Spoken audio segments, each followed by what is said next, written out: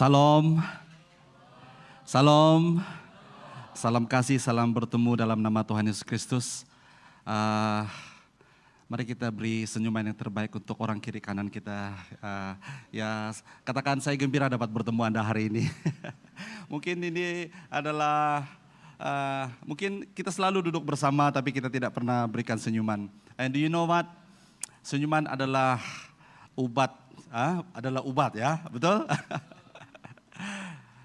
Mungkin kita datang dengan bermacam-macam persoalan dalam hidup kita. Mungkin waktu kita datang tadi pun kita banyak persoalan dalam pikiran kita kan. Marilah kita beri senyuman. Bukan kita paksa ya, terpaksa, tapi sukacita itu adalah kekuatan kita. Amin, haleluya. Dan saya sangat bersyukur dan sangat gembira dapat bersama dengan kita hari ini. Dapat bertemu dengan saudara dan saudari. Bagi Anda yang pertama kali datang, welcome to Dream Center. Selamat datang ke DUMC, Dream Center. Ini adalah tempat di mana segala impian kita akan digenapi. Amin, haleluya. Haleluya.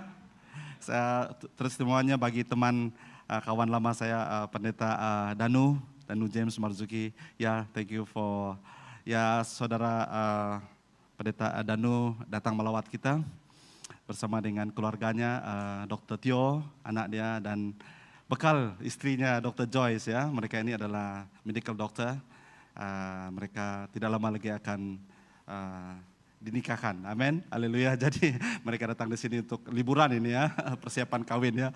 Jadi ya, so good to see you, Pastor Danu. I remember orang yang pertama mendedahkan saya tentang apologia adalah saudara Pendeta Danu ya. Dan it was so good, your teaching was so good tentang apologia. Kamu paham? Apologetik dari sudut Islam ya. Jadi Pendeta Danu begitu aktif dalam pelayanan yang ini dan saya sangat menghargai. Saya masih ada CD-CD-nya Pak, pengajaran-pengajarannya. I think more than 15 years ago. Oke, dan saya juga melihat wajah-wajah baru yang hari ini. Welcome, kami sangat senang, sangat gembira dapat menerima kehadiran Anda bersama kami di DUMC. Kalau Anda datang melawat kami, ya kirim salam kepada gereja Anda, pastor Anda. Ya, kalau Anda sedang mencari gereja untuk bertumbuh bersama-sama, melayani bersama-sama, hey, maybe DUMC bahasa mungkin boleh Anda consider. Dan kami sangat senang untuk melayani bersama dan bertumbuh bersama dengan Anda. Ya, jadi kami adalah gereja yang melayani, gereja misi, gereja yang mau melibatkan semua jemaat. Karena kalau Anda lihat ya, yang menari, yang melayani semua itu bukan semua orang yang hebat. Kita semua hebat di hadapan Tuhan, amin. Kita tidak perlu menjadi profesional ataupun orang yang sudah ditrain, tapi kita semua di sinilah gereja, inilah tempat untuk kita melatih, untuk kita melayani. Ladang pelayanan itu bukan di sini, di luar, amin. Nanti kalau Anda ada kesempatan pergi ke Kongkos di lobi sana, sebelum Anda keluar di kaca, pintu kaca itu Anda lihat di atas, akan mengatakan kepada Anda, welcome to the new frontier, the mission field, bukan di gereja tapi di luar sana, amin. Tapi di gereja penting karena kita harus dilatih, kita harus di-charge up, kita harus dibina, kita harus didorong oleh firman Tuhan, dipersiapkan supaya kita menjadi efektif. Nah, hari ini saudara dan saudari kita akan belajar dalam satu khotbah siri yang baru, yaitu The Good and Beautiful Life, ya, hidup yang indah dan baik. Ya, betul? Hidup yang indah dan baik. Dan setiap pribadi kita mengidamkan kehidupan yang indah dan baik. Amin, saudara. Bukan saja baik tetapi indah. Ya, dalam beberapa waktu yang lalu kita belajar tentang Allah yang indah dan baik. Bapa kita yang baik, Tuhan kita yang baik. Ya. Dan hari ini kita akan belajar dan seterusnya. Bagaimana kita mengalami kehidupan yang maksima di bumi ini. Itu sebabnya saya memberi title ataupun tema kepada perkongsian firman Tuhan hari ini adalah Injil yang ramai orang belum dengar. Kalau saya bertanya kepada Anda, apa itu Injil? Mungkin Anda boleh beri 100 ataupun 1000 jenis penjelasan. Mungkin Anda sudah paham dan mengerti apa itu Injil. What is the gospel? Tapi ada satu bahagian gospel, Injil ini yang jarang, bukan tidak dikhotbahkan ataupun tidak diajar, tapi jarang-jarang diberi penekanan kepada dari gereja hari ini. Dan itu fokusnya, itu the big idea yang saya ingin kongsikan hari ini. Ini katakan the gospel many people have never heard. Mari kita datang kepada Tuhan dalam doa kita. Bapak, kami bersyukur karena hari ini adalah hari yang baik. Hari yang indah, kami bersuka cita dan memuliakan, mengagungkan Engkau Tuhan. Karena kami ada hari ini, bahkan kami membuat pilihan untuk berada di rumah-Mu. Kami bersyukur Tuhan karena kami punya kesempatan untuk menyembah, melayani, bahkan mendengar firman Tuhan. Berbicaralah Tuhan lewat hamba-Mu terbatas, tapi kami perlukan Roh Kudus. Memberikan penjelasan dan pengertian yang mendalam dalam setiap hati kami sesuai dengan keperluan setiap pribadi kami, supaya setiap orang yang mendengar firman-Mu hari ini, baik yang di onsite ataupun yang ada di online, tidak akan pulang dengan sia-sia, tapi kami mendapat sesuatu yang ilahi, kami mendapat sesuatu yang daripada Tuhan, yang cukup untuk menguatkan hidup kami, cukup untuk memberikan kami semangat, untuk menegur kami, untuk kami hidup di dalam kerajaan-Mu ya Tuhan. Terima kasih Bapa. Ini doa kami serahkan waktu ini di dalam nama Tuhan Yesus. Haleluya, kami berdoa, amin. Katakan kepada orang kiri kananmu, I'm ready to hear the word. Saya sudah sedia untuk mendengar firman Tuhan. Dan balas dengan dia, saya siap untuk melakukan firman Tuhan. Haleluya. Karena ternyata tidak cukup untuk mendengar kan? Ya, amin. Amin. Jadi kita siap juga untuk mau melakukan firman Tuhan ya. Nah, what is the gospel? Apakah definisi, apakah Injil? Ya, saya mau coba menjelaskannya dengan sesederhana yang mungkin, dengan bahasa yang mudah supaya kita paham. Ya, lebih kurang seperti inilah. Allah itu kasih ataupun Allah mengasihi kita. God is love. Amen. Are you okay with that? Setuju? Kita sudah belajar kan bahwa Allah itu kasih, Allah itu peduli, Allah itu ya mengasihi kita. Allah itu Emmanuel, bersama dengan kita. Allah itu kasih. This is important. Kalau kamu tidak tahu, orang bertanya kepada Anda, Injil itu apa, Kristen itu apa, ingat ini, Allah itu kasih. Amen. Dan from there kamu akan teruskan. Nah, apa yang terjadi? Allah itu kasih, Dia mengasihi kita, Dia menciptakan kita. Tetapi apa yang ada satu hal yang terjadi, tragedi yang terbesar di mana manusia jatuh ke dalam dosa. All falls of God's glory. Semua jatuh dalam dosa, kan? Dan apa yang terjadi? Terpisah. Ada satu pemisahan di antara Allah dengan manusia. Nah, maka oleh karena Allah itu kasih, maka Dia sendiri ya mengutus anaknya yang tunggal, Yesus Kristus, untuk disalibkan, dan baru-baru ini kita merayakan, seluruh dunia merayakan kematian kebangkitan Kristus. Ya. Saya tidak tahu Anda, waktu kita merayakan perayaan Paskah minggu yang lalu, saya diperingatkan Tuhan tentang challenge diri saya adalah, do I live in the power of His resurrection? Adakah saya hidup di dalam kuasa kebangkitan Kristus setiap hari? I was challenged with that question. Saya dicabar dengan soalan ini. Dan saya katakan, yes Lord, Engkau sudah mati, Engkau sudah bangkit, dan Engkau sudah memberikan kami kemenangan. Dan justru itu kita harus hidup dalam kebangkitan Kristus. Amin, saudara. Ya, Kristen, kita ini bukanlah orang, kalau orang bertanya kepada Anda, how are you? Ataupun apa kabar? Apa jawaban kita? Oke, baik. Ada yang katakan surviving. Kalau Anda selalu memberi jawaban seperti itu, let me correct you. Christianity, kita more than survival, amen. Kamu tahu arti survival? Nyawa-nyawa ikan, cukup-cukup makan. Kalau Anda cukup-cukup makan, bagaimana Anda bisa atau boleh menjadi berkat kepada orang lain? Your cup must be full. Not only full, but overflow. Kalau Anda cukup-cukup saja saudara, bagaimana Anda boleh menjadi berkat kepada orang lain? People around you, your neighborhood, tetangga Anda, jiran Anda, sedang menantikan kasih daripada kita. Kalau kita hanya menjadi Kristen yang sudah puas dengan apa yang kita ada, cukuplah. Saya datang ke gereja, saya beri persembahan, saya duduk melayani, saya nyanyi haleluya, dapat berkat, dengar firman Tuhan, pulang. Dan begitu setiap waktu saya rasa we are missing something. Are you with me? Nah, kekristenan bukan hanyalah survival, we are more than survival. Haleluya. You want to know what it is? Revival. What comes into your mind? Apa yang timbul dalam pikiran kita when I talk about revival? Revive, hidup. Haleluya, saudara. Kita pergi ke situasi keadaan yang mati, kita datang sana, kita menghidupkan keadaan. If you're businessman, if you're businesswoman, apabila kau hadir di sana, engkau membangkitkan, engkau memberi peluang, engkau memberi sukacita. Engkau pergi ke sekolahmu, engkau pergi ke komunitimu, mungkin di tamanmu ataupun di jiranmu, engkau memberikan kehidupan, engkau memberi jawaban kepada orang lain. Amin, saudara. Saya sangat percaya Anda punya teman, ada punya saudara yang mungkin dalam keadaan kemurungan hari ini. Mungkin ada jiranmu yang menghadapi masalah hari ini, ataupun kawan sekerjamu, ataupun ahli keluargamu. Therefore, kehidupan kita orang Kristen adalah we are more than survival. We are revival. Revival, saudara, is not about, wah, apabila kita datang, oh, penyembahan yang seperti itu. Ya, revival is start from us. Start from within us. Are you with me? Haleluya. Nah, apa yang Tuhan Yesus lakukan? Dia datang, disalibkan supaya apa? Dia mendamaikan kita. Ya, dia mendamaikan kita dengan Allah. Supaya setiap orang yang percaya kepada dia tidak akan binasa. Kita semua ingat itu, Yohanes 3:16. Ya, so what is the gospel? Kita tahu semua ini kan, apa yang saya cakap ini adalah definition dan penjelasan tentang gospel. Berita baik, the evangelion ataupun the good news. Tentang apa, saudara? Tentang Kristus. Itu sebabnya firman Tuhan berkata, aku semakin berkurang dan Kristus semakin bertambah-tambah. Jadi apabila kita bercerita dengan orang, kurangkan bercerita tentang dirimu. Kurangkan bercerita tentang orang. Talk about Jesus. Haleluya. Amin.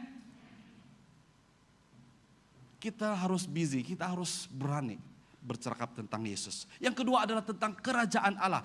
Here I'm getting in. Nah, kalau kita lihat pelayanan Yesus ya, dan ini disimpulkan di dalam Kisah Rasul 1 ayat yang ketiga, yang mengatakan bahwa dia telah menampakkan dirinya dalam keadaan hidup kepada mereka. Dia menampakkan dirinya dalam keadaan mati? Tidak, dalam keadaan hidup. Selepas kesengsaraannya dan banyak keterangan sahih. Mereka melihatnya selama berapa? 40 hari dan dia bercakap tentang perkara-perkara yang berkaitan dengan apa? Kerajaan Allah. Nah, selepas kematian, bahkan sebelum kematian Yesus, pelayanannya saudara, kita lihat pengajaran-pengajaran Yesus tentang ibarat, tentang perumpamaan Proverbs. He's talking about the kingdom of God. Dia berbicara tentang kerajaan Allah. Setiap kali dia bercakap tentang kerajaan Allah. Kerajaan Allah. Kerajaan Allah. Bahkan waktu dia berdiri di public ministry-nya, untuk pertama kali dalam public ministry-nya, perkataan khotbah yang keluar dari mulutnya adalah repent. Bertobatlah, sebab kerajaan Allah sudah dekat. Nah, kita lihat Yesus bahwa dia sibuk dengan hal kerajaan Allah. Paulus, bahkan rasul-rasul yang lain, saya hanya ambil satu contoh saja. Itu dalam Kolose 1 ayat 13-14. Dia telah melepaskan kita daripada kuasa kegelapan dan memindahkan kita ke dalam kerajaan anak yang dikasihinya. Apa? Dia berbicara tentang kerajaan. He's talking about kingdom. Katakan bersama saya, kingdom. Melalui dialah kita ditebus dan mendapat pengampunan dosa. Saudara-saudari yang saya kasih, saya kongsikan sedikit tentang masalah. Tentang masalah yang sedang kita alami. This is something we need to correct. Yaitu pemahaman yang salah mengenai kerajaan Allah. Mungkin tidak terlalu keras saya katakan ini ya. Kalau dalam bahasa Inggrisnya dikatakan sebagai false narrative. Tentang of the kingdom of God is future. Kira-kira seperti inilah. Bahwa pengajaran tentang kerajaan Allah itu selalu dianggap yang akan datang. The future. Dan banyak ahli teologi ataupun ahli Alkitab ya, banyak memberi penekanan kepada aspek future na the kingdom of God. Dan sangat sedikit penekanan dan pengejaran tentang the now of the kingdom of God. Ya. Yang itu kalau di sekolah Alkitab itu dipanggil eskatologi. Semua akan belajar itu. Tentang the future. What's going to happen in the future. Apa yang akan terjadi pada masa akan datang. Itu dipanggil eskatologi. The end times. Nah, perlu kembali hari ini saudara. Kita perlu belajar. perlu berikan penekanan kepada the now of the kingdom of God. Dan itu yang saya katakan the missing link. Ya, di dalam pengajaran gereja hari ini. Banyak penekanan tentang it's okay lah. Kita diselamatkan karena sorga. Jadi end goal kita itu sorga. Habis selesai. It's okay, saya tidak kira apa kehidupan saya hari ini. Saya garanti masuk sorga. Itu tidak salah sebenarnya. Yes, that's true. That's part of it. Tapi hari ini saudara, Anda hidup hari ini saudara, takkan hanya Anda hidup hanya menunggu sorga. Kita sebenarnya harus menghadirkan surga di dalam kehidupan kita, dalam community kita, dalam rumah tangga kita. Amin. Ada surga dalam rumah tangga kita? Kalau tidak ada surga apanya? Neraka. Ada surga di negara kita? Amin. Kalau ada surga di negara kita, kenapa masih ada injustice? Kenapa masih ada terjadi diskriminasi dan pembunuhan dan hal-hal yang menyakitkan dan menyusahkan? Itu sebabnya saudara, kerajaan surga is now and then. Maksudnya saudara, kerajaan surga itu sudah ada hari ini. Siapa yang harus menghadirkan kerajaan surga? You, me, every one of us. Itu sebabnya kalau tidak saudara, kenapa Tuhan Yesus harus mengajar? Dia katakan apa? Doa yang diajar kepada kita, semua kita hafal. Thy kingdom come. Itu kan menjadi slogan saja kalau itu tidak dihidupkan dalam kehidupan kita. Thy kingdom come, kita doa itu setiap hari. Saya pun berdoa itu setiap hari. Bersama dengan anak saya, Thy kingdom come and Thy will be done. Itu bukan slogan, it's a nice slogan, it is not a nice slogan. Itu adalah kebenaran yang harus kita alami setiap hari dalam kehidupan kita. Amin. Haleluya. Nah, saudara dan saudara yang saya kasih dalam nama Tuhan Yesus Kristus, ini yang menjadi challenge kepada gereja hari ini. Kita tidak ada pengajaran yang seimbang. Bahkan penekanan yang mendalam tentang the now of the kingdom of God. Aspek hari ini, sekarang ini bagaimana kita harus hidup dalam kerajaan surga. Of course kita sudah secure keselamatan kita, jaminan keselamatan kita sudah secure. Amin. Kalau kita mati hari ini, semua kita yakin kita masuk surga. Amin. Haleluya. Amin. Ada yang belum yakin? Ada? Jangan angkat tangan, nanti selepas kebaktian ini boleh jumpa saya. No, I believe kita semua yakin itulah percayaan kita kan. Tapi bagaimana persoalannya, bagaimana pastor, saya masih struggle hari ini. Saya masih struggle dalam hal pornografi. Saya masih struggle dalam hal keuangan. Saya masih struggle dalam hubungan. Saya masih struggle dalam banyak hal. Saya masih struggle dalam kehidupan saya sebagainya. Saya masih struggle dalam sikap-sikap saya, dalam kehidupan saya setiap hari. Saya masih struggle. Kalau itu struggle Anda, let me tell you, you are normal. Kalau Anda sudah sekarang ini tidak ada struggle, saudara, itu bukan normal. Anda sudah berada di surga, saya tidak tahu surga mana. Kalau Anda kata, oh semuanya oke. Ada suatu waktu saya berbicara kepada seorang, dan saya katakan kepada dia, hey brother, I think saya katakan kepada dia, saya rasa kamu ada masalah ego. Wah, dia tidak boleh terima kata-kata saya. Thank you. Dia tidak dapat terima kata-kata saya. Saya memang sengaja untuk trigger dia. Dia katakan, no, saya tidak ada ego, saya ini. Dan saya katakan dengan dia, justru itulah kamu ada ego. Kamu paling tinggi, saya katakan dengan dia. Karena ego itu dalam bahasa Yunani-nya I. Semuanya I. Jadi kalau orang itu selalu cakap tentang dirinya, how good it is, how clever it is, betapa hebatnya, itu I, itu ego, saudara, hati-hati. Bagaimana mungkin hari ini kita menghadirkan kerajaan Allah? Ini yang saya katakan bahwa the missing aspect of the gospel. Pemerintahan kerajaan Allah itu adalah pemerintahan kerajaan Allah adalah the present reality. Itu harus reality, itu harus kita rasakan, kita harus kita alami hari ini. Kesembuhan yang kita terima waktu kita berdoa, itu adalah present reality ke kingdom of God. Berkat yang kita alami, kawan-kawan yang kita alami, bahkan kita ada kesempatan untuk melayani Tuhan, berada dalam gereja Tuhan, bahkan melayani. Ini semua adalah present reality of the kingdom of God. Amen. Segala kebaikan yang Anda alami hari ini, if you have a family hari ini, is a present reality of the kingdom of God. If you have good relationship, kamu ada hubungan yang baik dengan suami dan istri, dengan anakmu saudara, anak-anakmu berjaya dan berhasil, it is a present reality of the kingdom of God. Amen. Apa yang Anda alami saudara, the good and the beautiful God yang kita alami, itu kita harus kongsikan kepada orang lain.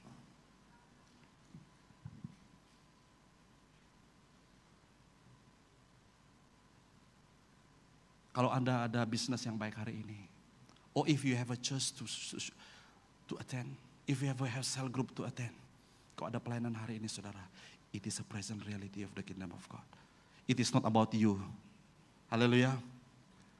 Kalau Anda berjaya dan berhasil hari ini dalam apapun saudara, it is the present reality of the kingdom of God.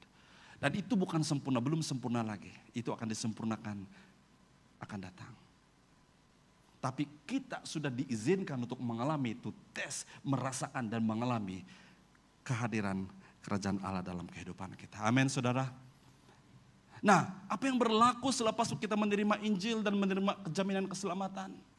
Ada kita hanya tunggu di rumah untuk tunggu bila Yesus datang dan hidup dalam masuk surga. Then do nothing about your salvation dan tidak melakukan apa-apa dengan keselamatan Anda. Anda hidup hari ini, ada sehat hari ini. Allah sedang memberikan kesempatan kepada Anda untuk menjadikan the present reality kehadiran kerajaan Allah itu bukan saja dalam kehidupanmu, tetapi kepada orang di sekelilingmu. Baru-baru ini juga saya berbicara kepada seorang hamba Tuhan, dia katakan saya, walaupun saya sudah pendeta, dia lebih senior dari saya. Dia katakan saya punya masalah ini. Apa masalah kamu? Saya katakan saya susah mengampuni orang. Dia cerita dengan saya, pastor ini begini dengan saya, dia sudah menyakitkan hati saya. Saya diam. Apa yang kamu lakukan? Dia katakan, saya pun bertahan. Dia pun bertahan. Jadi satu soalan saya tanyakan kepada dia, do you feel good about it? Adakah kamu senang dengan itu? Dia katakan, oh menderita. Sakitnya di mana? Di sini. Sakitnya di sini. Jadi apa yang kamu lakukan? Dia katakan, wah itu cukup lama. Ada satu waktu dia katakan, itu orang segereja ya. Dalam gereja dia katakan, dia adalah orang yang saya tidak mengharap datang ke gereja. Kejam kan? Orang ini kan perlu Yesus juga ya, dia mau datang ke gereja. Tapi pas ini dalam hati dia, jangan dia datang. Adakah orang seperti itu di sini? Tidak ada. Haleluya. Haleluya. Dan saya kongsikan hidup saya dengan dia. Saya katakan begini, kawan,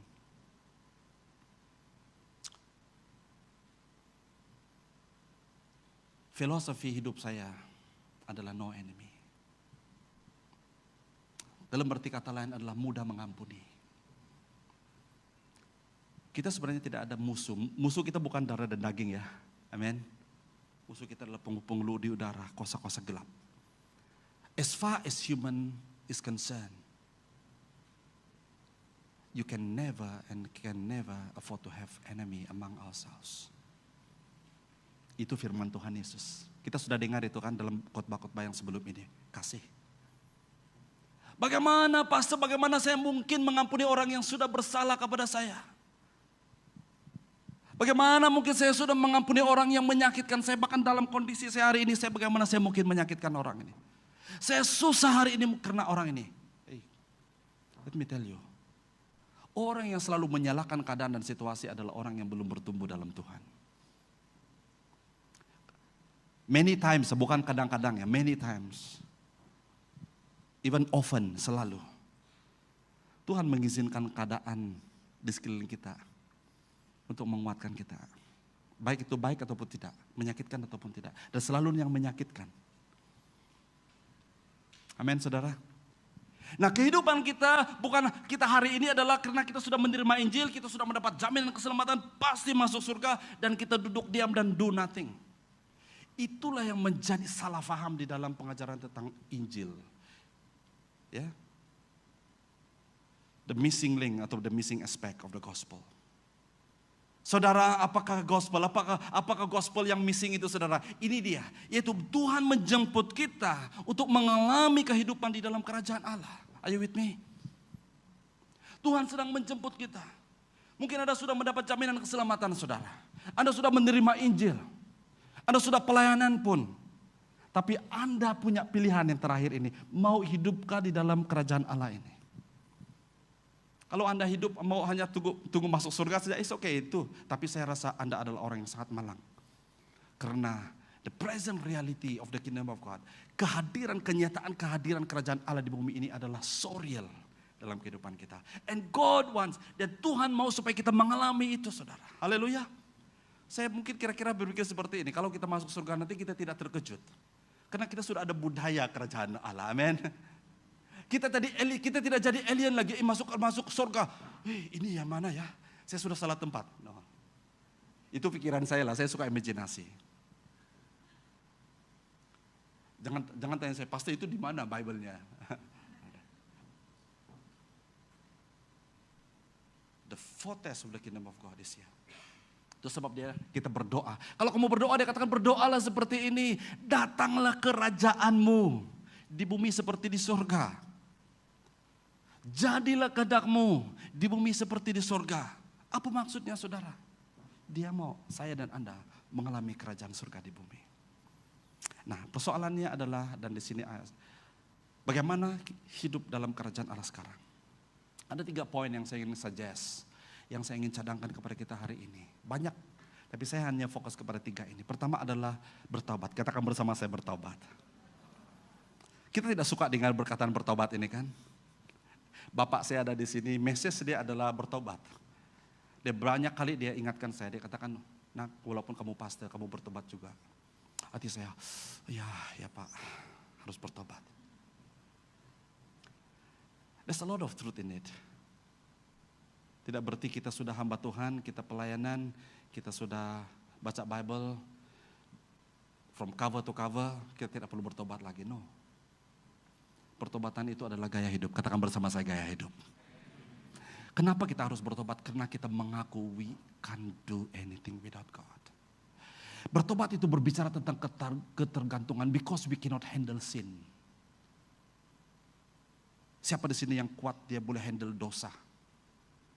Nobody, only God can. Amin.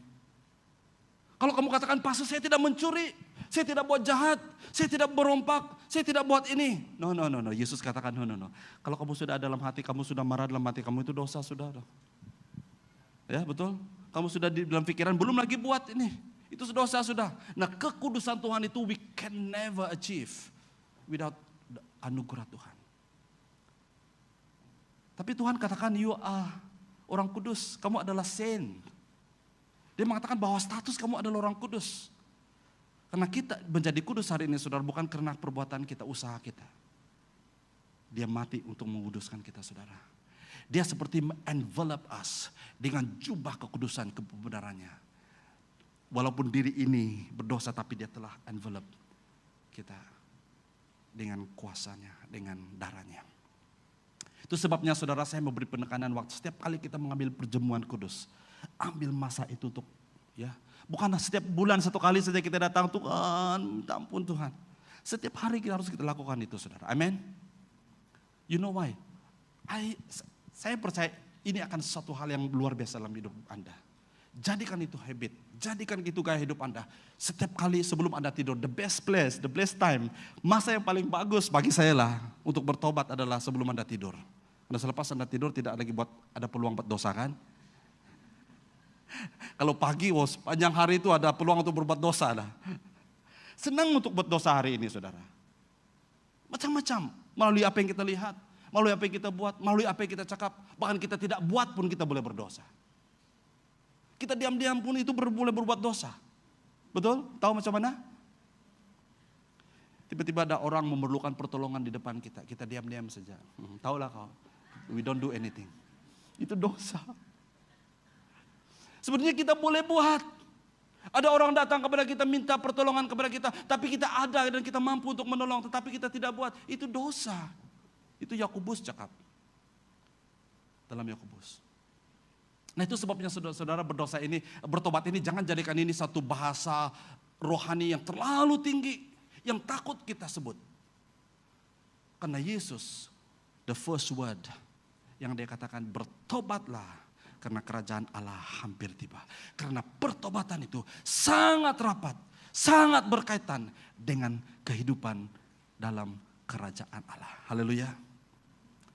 Nah, sedikit sebanyak tentang perkataan bertobat ini daripada perkataan Yunani metanoia. Metanoia itu berbicara tentang perubahan, transform mind. Dan mind ini berbicara bukan saja ya mind saja. Ini berbicara tentang kalau mind ini dalam pengertian Yunaninya adalah change of heart. Change of heart. Heart dalam bahasa Yunaninya adalah kardia. Adalah bahasa Ibraninya lev, L-E-V. Itu berbicara tentang the inner core being of human being. Dia bukan hanya berbicara, dia melibatkan pikiran ini saudara yang jatuh di hati dan ini. Dan dalam mungkin ini dapat membantu. Change of heart, metanoia, bertobat itu berbicara tentang change of thought, the way you think. The way you look at things. Bagaimana kita melihat, bagaimana kita perceive, bagaimana kita menangkapi sesuatu. Kalau ini kotor saudara, segala sesuatu yang kita lihat itu kotor. Kalau tidak ada kebenaran dalam hidup kita, segala sesuatu yang kita keluar dari mulut kita kotor, jahat. Saya tidak percaya, saya tidak kenal kamu, saya tidak tahu kamu saudara. Saya ada beberapa teman saya yang saya lihat hidup mereka, cakap saja perkataan yang keluar dari mulut mereka itu negatif. Mula-mula saya tidak paham saudara. Tapi apabila saya mulai belajar dan tentang human aspect ini saudara, saya melihat bahwa itulah dia, the mouth speak out of the abundance of the heart. Segala sesuatu yang keluar, dia katakan, oh itu slip of tongue ataupun tersasul. Tidak ada istilah tersasul dalam Kristen ya. Itu semua ada di dalam. Yang sudah bersembunyi, yang sudah bertapak begitu lama. Itu harus dikeluar, dicabut. Justru itu kita harus bertobat saudara. Ya. Change of thought, feeling. Dan dia akan mempengaruhi feeling kita, perasaan kita. Terus sampai kita merasa marah, merasa sedih dan sebagainya. Dan akhirnya itu akan memberikan kesan kepada desire kita. Sehingga kita menginginkan sesuatu. Dan akhirnya itu akan sampai kepada choice. Kalau kita tidak ubah di sini saudara. Dia akan mempengaruhi cara kita berpikir. Cara emosi kita.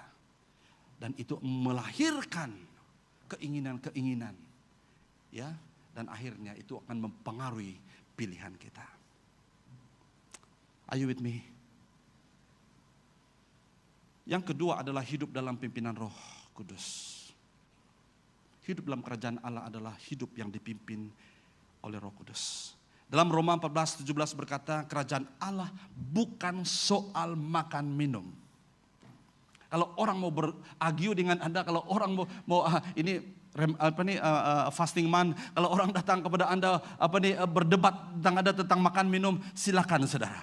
Apa yang boleh dimakan, apa yang haram, apa yang tidak haram. Ya kalau saya dari latar belakang apapun makan. Semua binatang yang belakang dia menghadap surga itu semua boleh makan. Sama juga dengan Pak Dani. Sama ya? Enggak sama. Anything under the sun kita makan, betul? Itu sebabnya saya selalu bawa tim missionary dari Semenanjung Malaysia, ini orang Semenanjung Malaysia, Eldaan. Saya selalu bawa dulu di gereja pelayanan saya dulu, bawa pergi ke kampung, ke misi di Sabah Sarawak. Saya bawa mereka ke yang paling jauh, paling ujung. Yang tidak ada tandas, tidak ada lampu, tidak ada air. Menderita mereka. Di sepanjang perjalanan itu ikut bot, ikut perahu. Kalau di Sarawak ikut perahu, ikut Sungai Rejang. Teman saya ini dia begitulah, dia lihat hutan tebal, tapi dia tidak pernah nampak monyet. Dia katakan, pastor bagaimana, kenapa di sini tidak ada monyet? Kalau kami di Semenanjung, monyet masuk rumah. Saya katakan ini semua lari, itu bukan lari, tidak ada sudah. Semua di sini. Monyet kah, ular kah? Jadi bagaimana dengan krokodil? Bagaimana dengan buaya? Oh, jangan risau. Buaya semua di sini semua jadi Kristen. Ya kah pastor, dia tengok muka saya serius ya. Joke aside. Kalau orang datang kepada Anda bersoal tentang makan minum, forget about it. Tetapi kerajaan Allah adalah soal perbenaran, soal kesejahteraan, soal kegembiraan dalam Roh Kudus. Berikan kemuliaan bagi Tuhan kita. Haleluya. Mari kita sibukkan diri kita hari ini sudah berbicara tentang soal perbenaran. Mari kita sibukkan berbicara tentang kesejahteraan. We in Malaysia kita perlukan kesejahteraan. Kehadiran kita orang Sabah Sarawak, khususnya orang ada yang dari Sabah Sarawak. Your presence here in Semenanjung Malaysia sangat penting, saudara. Kita ini menjadi counterbalance kepada ekstremisme, kepada hal-hal yang mungkin tidak wujud di Sabah dan Sarawak. Jadi kehadiran Anda penting. Walaupun Anda satu orang di kalangan orang-orang Semenanjung di sini, ya. Jadi Anda perlu tahu itu. Talk about kesejahteraan. Saya dulu pernah mewakili di dalam forum agama-agama yang berbeza. Berbicara tentang bagaimana mewujudkan perpaduan dan kesejahteraan. Saya tidak ada ide, saya katakan begini, marilah pergi Sabah lah, Sarawak lah, kamu tengok sendiri. Satu orang, dua orang bangun mereka, dia katakan yes. Apa yang dia cakap betul. Saya pernah pergi ke Sabah. Orang duduk, mereka hidup, they understand what unity is all about, what perpaduan is all about. I'm not saying that kamu tidak paham perpaduan di sini, no. Tapi you understand what I'm talking about. Ya. Ia berbicara tentang kegembiraan. Sukacita di dalam Tuhan, kegembiraan ini bukan dibuat-buat ya. Kegembiraan yang Tuhan maksudkan di sini dalam kerajaan Allah ini bukan yang dibuat-buat. Ini sesuatu yang terjadi dari dalam. Yang harus kita alami dalam kehidupan kita. Apa yang maksudnya kegembiraan ini, sukacita ini, saudara?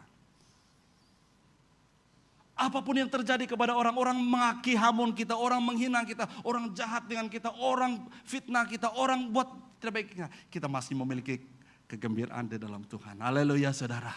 Karena kehidupan kita tidak tergantung kepada what people think and what people do to your life. Karena hidup kita digovern oleh kerajaan Allah. Kerajaan Allah itu sudah ada. Firman Tuhan berkata dalam yang dikatakan kerajaan Allah is in you. Kerajaan Allah itu ada di dalam engkau. Yang ketiga, yang terakhir. Hidup dalam kuasa Roh Kudus. Tadi dipimpin oleh Roh Kudus. Dalam Roh Kudus perbenaran boleh dilakukan. Dalam Roh Kudus kesejahteraan boleh hadir, boleh ada. Kegembiraan dari dalam Roh Kudus. Yang ketiga di sini adalah hidup dalam kuasa Roh Kudus. Yesus sudah bangkit kan. Dia katakan, aku akan memberikan penolong, paraklate, penolong untuk memimpin kita supaya kita hidup dalam kuasa. Perhatikan perkataan kuasa di situ. Katakan bersama saya kuasa. Kuasa yang dimaksudkan dinamite. Ini kuasa dinamite yang eksplosif, yang berkuasa, yang nampak, yang evident dalam kehidupan kita. Very simple dalam saya suka main badminton. Dalam kami kebanyakan saya main dengan orang-orang yang tidak mengenal Tuhan. Ya, kadang-kadang sebenarnya saya tidak mau perkenalkan diri saya sebagai pastor, tapi mereka somehow kenal saya sebagai pastor. Apabila saya hadir di tengah-tengah mereka, wow, pastor, thank you for coming. Ya, so happy when you are here. Mula-mula saya pikir itu dia main-main karena dia mau saya ikut main. Tapi bukan sekali, dua kali, selalu. Dan dia datang kepada saya, dia katakan dengan saya personal, pastor, honestly speaking, secara jujur, when you around, I feel different. Mungkin ada aura ya. Dan itu membayangkan saya bahwa itulah Kristen yang kita sebenarnya. Saya tidak katakan saya sudah, ya, tapi saya belajar menghadirkan kerajaan surga. Karena saya dalam beberapa kali menyelamatkan dispute dalam gelanggang. Karena kadang-kadang kita main out, in, out, gaduh. Saya datang, it's okay lah. Bagi dia menang lah. You know what I mean? Small little thing. Ya, kita harus menghadirkan kerajaan surga. Nah, dalam aspek kuasa ini sudah dalam konteks ini Matius 12 ayat 28 berkata, tetapi jika aku menghalau roh-roh iblis dengan roh Allah, maka sesungguhnya kerajaan Allah sudah bertapak dalam kalanganmu. Jadi orang Kristen kita satu quality yang kita ada adalah kita tidak takut hantu. Amin. Amin. Ada orang masih takut hantu di sini? Ya, selalu tengok movie-movie hantu yang menyeramkan. Ya, kalau Anda masih takut hantu, better check. Karena kita tidak takut hantu, saudara. Bukan kita takut hantu, hantu yang takut dengan kita. Amin. Amin, saudara. Ya, kalau kita takut hantu berarti kerajaan Allah belum hadir, belum bertapak dalam hidupmu, dalam kalanganmu. Yang kedua di sini 1 Korintus 4:20 berkata, karena kerajaan Allah bukan sekadar apa? Kata-kata saja, tetapi terdiri daripada kuasa, power. Saudara-saudari, saya kasih oleh karena waktu yang tidak mengizinkan. Jadi saya akhiri dengan respon dan saya mau Anda respon dalam hal ini. Bagaimana kita respon dan ini boleh menjadi aplikasi dalam hidup kita. Bagaimana kita masuk dalam kerajaan surga. Bagaimana kita dapat mengalami kerajaan surga, kuasa dalam kerajaan surga. Let me suggest to you 3 things. Number 1, hidup dalam kesalehan. Katakan bersama saya kesalehan. Kita jaga hidup kita dalam Tuhan.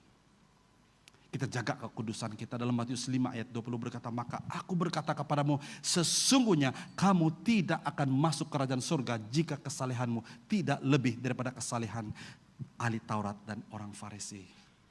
Kita semua tahu ahli Taurat dan orang Farisi adalah mereka suka menunjuk-nunjuk. Bahkan melalui pakaian mereka, melalui perwatakan mereka, melalui kata-kata mereka, mereka itu kelihatan, wah mereka itu sudah seperti malaikat. Ya, apalagi kata-kata mereka semua dari Alkitab. Kalau kita dia katakan kesalehan kita harus melebihi mereka.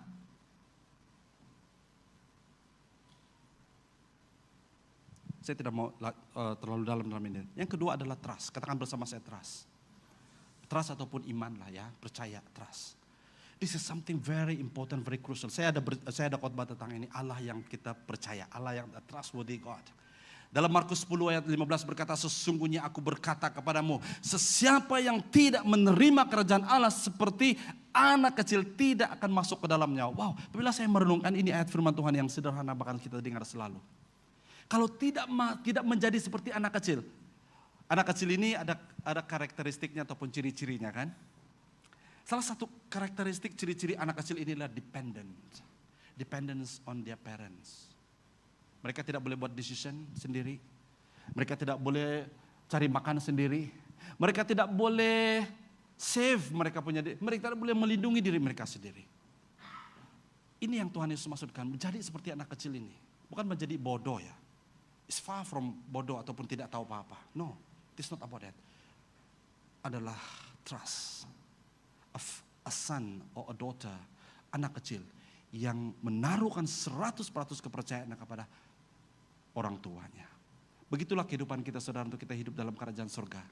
Kita hidup bergantung sepenuhnya 100% kepada Bapa kita di surga. Amin. Apapun keadaanmu hari ini saudara, mungkin engkau susah, engkau menderita ataupun apapun tekanan yang engkau alami hari ini. Do you still trust God? Adakah kita masih percaya kepada Tuhan? That He will provide, that He will heal you, that He will make you go through, melalui. Karena Dia berkatakan engkau akan melalui, bukan tinggal di sana. Dia katakan walaupun engkau melalui lembah kekelaman, walaupun engkau melalui lembah maut, Dia katakan melalui, bukan stay di sana, bukan tinggal di sana, tapi kita selalu tinggal di sana, stuck di sana, karena kita memilih untuk stuck di sana. Dia sebenarnya hanya mengizinkan kita untuk lewati, melalui. Walaupun kita melalui itu, Dia memberikan kita gada dan tongkat untuk menghiburkan, menguatkan kita. Haleluya saudara. Respon yang ketiga adalah lahir baru. Firman Tuhan dalam Yohanes 3 ayat 5 berkata, Yesus menjawab, sesungguhnya aku berkata kepadamu, kecuali seseorang dilahirkan daripada air dan dari Roh Kudus, dia tidak akan masuk ke dalam kerajaan surga. Saudara-saudari yang saya kasih dalam nama Tuhan Yesus Kristus, mari kita ambil kesempatan ini untuk merenungkan hidup kita di hadapan Tuhan. Pertama, sudahkah saya lahir baru? Salah satu musuh Christianity hari ini adalah nominalism.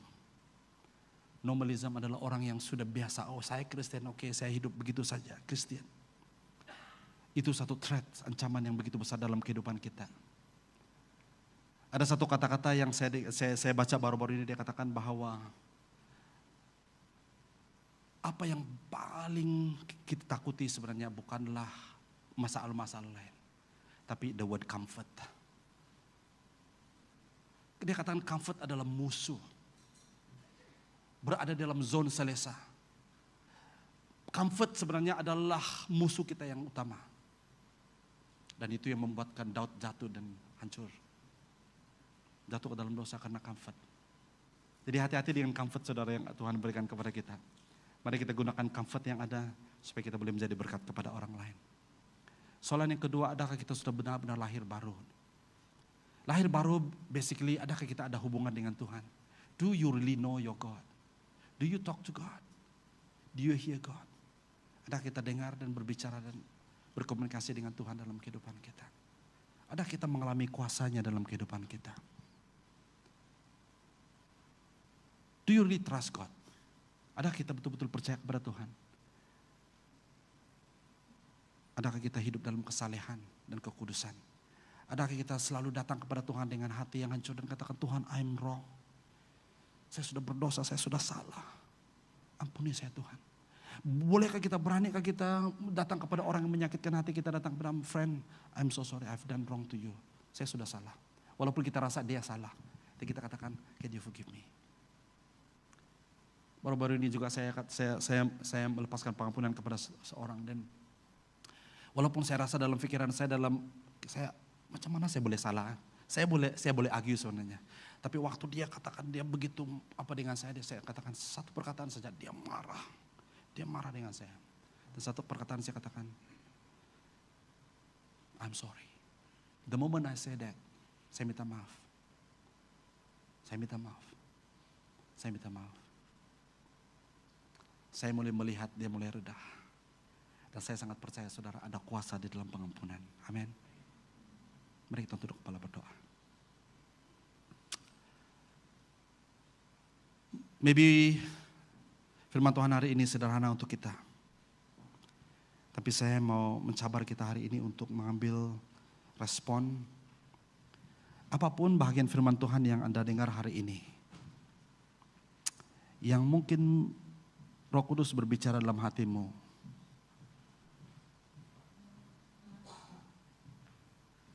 Mari kita ambil masa yang mungkin dalam 1-2 menit ini sebelum kita berakhir. Untuk meresponi dan mereflect. If you need to make a decision. Dalam hidupmu, engkau mungkin berkata, saya sudah bertahun-tahun jadi orang Kristen tapi saya belum lahir baru.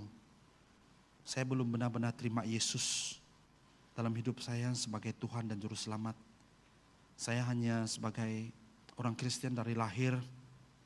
Tapi saya belum ada hubungan yang pribadi, yang intim dengan Tuhan.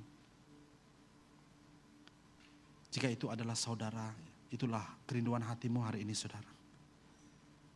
Bolehkah engkau taruhkan tangan kananmu di dadamu, saya ingin berdoa.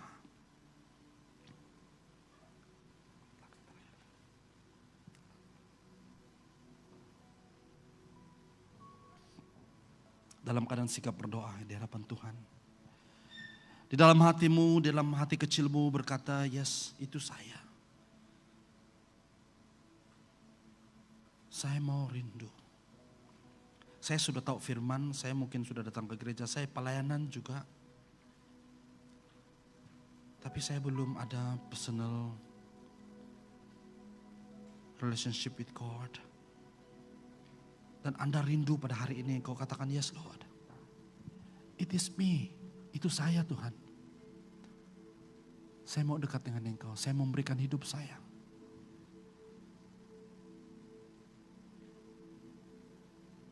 Izinkan Roh Kudus menjamah Anda pada hari ini. Taruhkan tangan kananmu di dadamu dan engkau berdoa.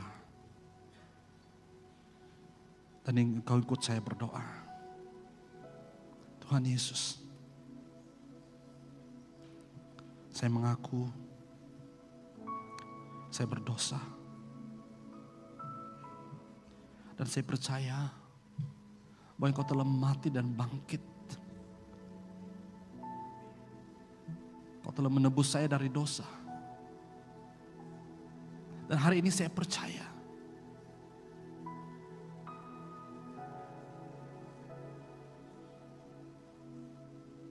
Hari ini saya memilih.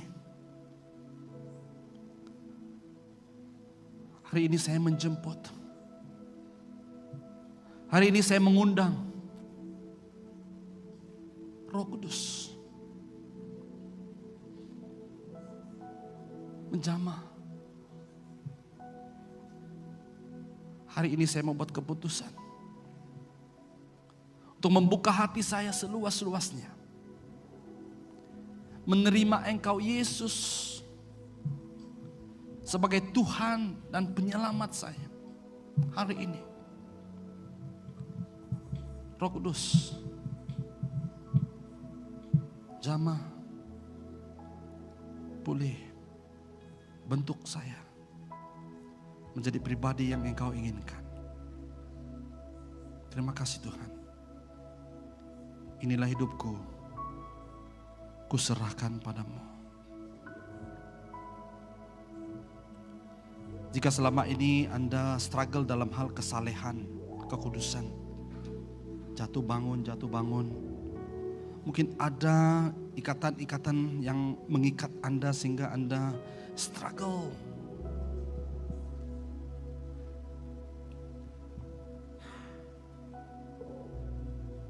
Hari ini Anda mau terlepas. Anda mau bebas. Dan mulai menyerahkan hidupmu kepada Tuhan. Yes Lord. Pulihkan saya. Jika itulah merupakan kerinduan hatimu, saudara, taruhkan tangan kananmu di dadamu dan engkau berdoa. Hamba berdoa di dalam nama Tuhan Yesus, segala yang najis,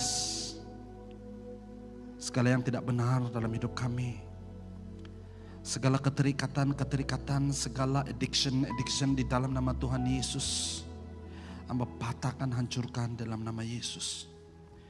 Segala gaya hidup yang tidak bertentangan, yang bertentangan dengan kebenaran firman-Mu di dalam nama Tuhan Yesus, dilepaskan, bebas dalam hidup kami. Supaya kami mengalami kemerdekaan dalam nama Tuhan Yesus. Jika selama ini engkau mengalami masalah trust, engkau selalu bertanya kepada Tuhan, Tuhan, where are you? Di mana engkau Tuhan? Where are you Lord? Where I need you most. Bila saya perlukan engkau. Dan engkau mulai membuat satu pemahaman dalam pikiranmu. God, you don't care about me anymore. Engkau tidak peduli akan aku lagi. Jika engkau punya masalah trust dalam hidupmu, engkau mulai tidak percaya akan mukjizat boleh terjadi. Engkau mulai percaya tidak ada keajaiban terjadi.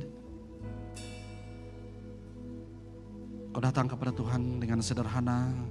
Kau katakan, Lord, it is me, itu saya. Taruhkan tangan kananmu di dadamu dan saya berdoa di dalam nama Tuhan Yesus. Segala roh-roh yang mengikat, membuat hati kami tidak percaya kepadamu, hamba patahkan semua itu dalam nama Tuhan Yesus. Bangkitkan kembali iman, bangkitkan kembali trust di dalam nama Tuhan Yesus. Haleluya. Mari saya mengajak kita semua bangkit berdiri.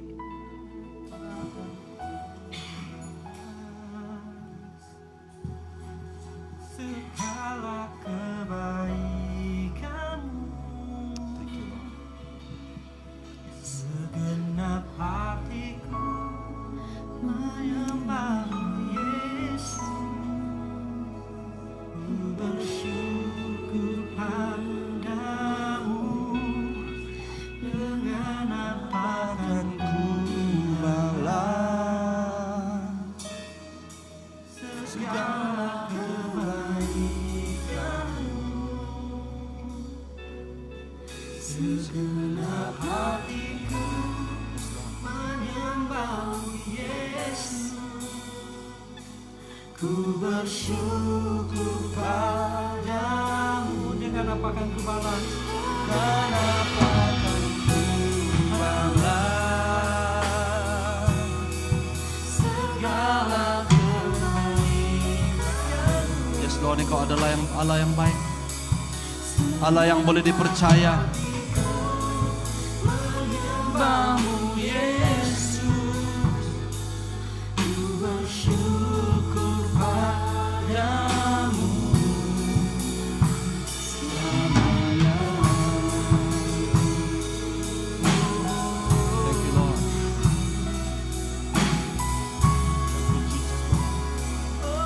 Engkau adalah Allah yang boleh dipercaya Tuhan. Mari kita ambil masa ini untuk bersyukur kepada Tuhan, berterima kasih kepada Tuhan.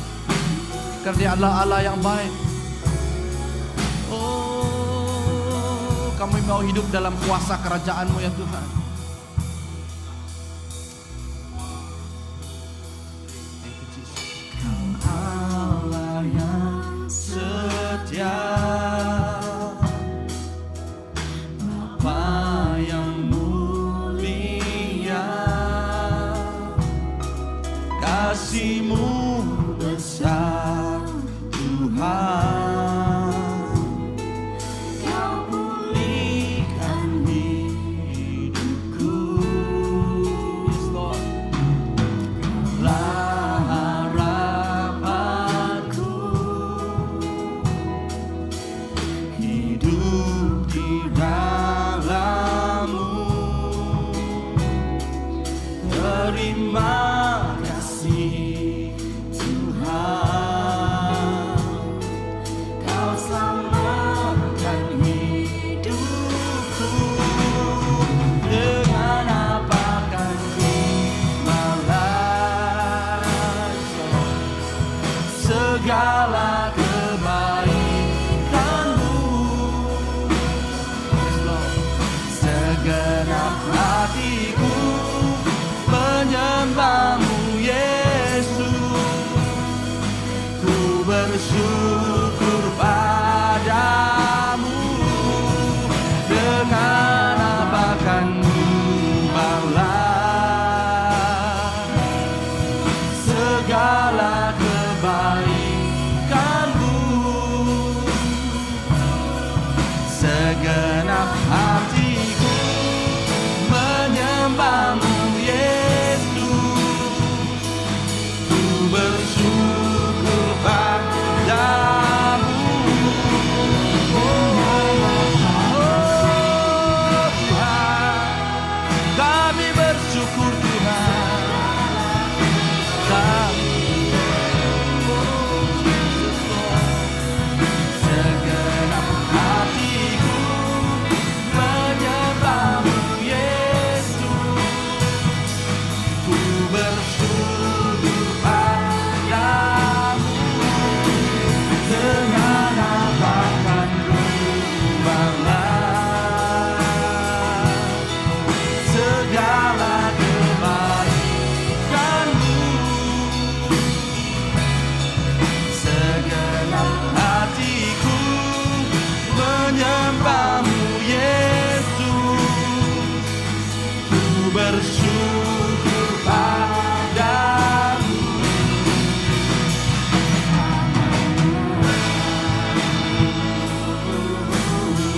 Selamanya Tuhan, selamanya kami bersyukur padamu Tuhan.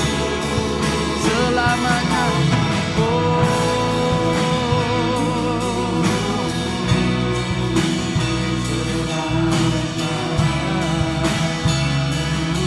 selamanya.